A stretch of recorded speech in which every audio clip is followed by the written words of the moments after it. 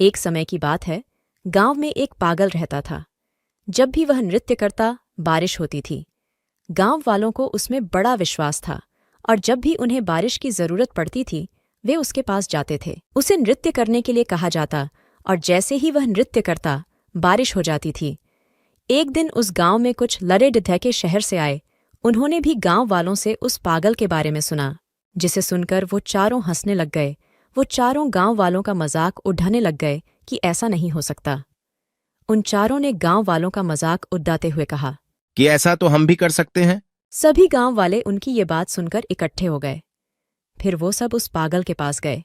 उन लड़कों ने उस पागल से कहा, चलो अब देखते हैं कि किसके नाचने से बारिश होती है। वो चारों लड़के वहां नाचने लग गए।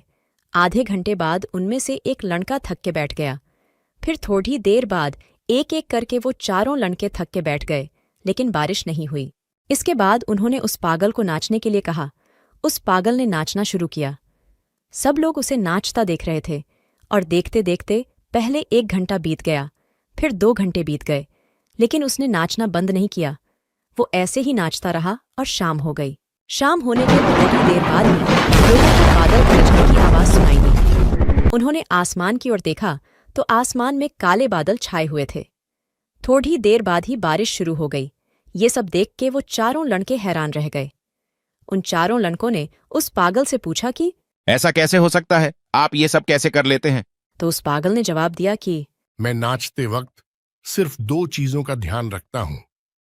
पहली कि मुझे पूरा विश्वास है कि जब मैं नाचूंगा तब बारिश होगी, तथा दूसरी ये कि जब तक बारिश नहीं होती मैं नाचता रहूंगा।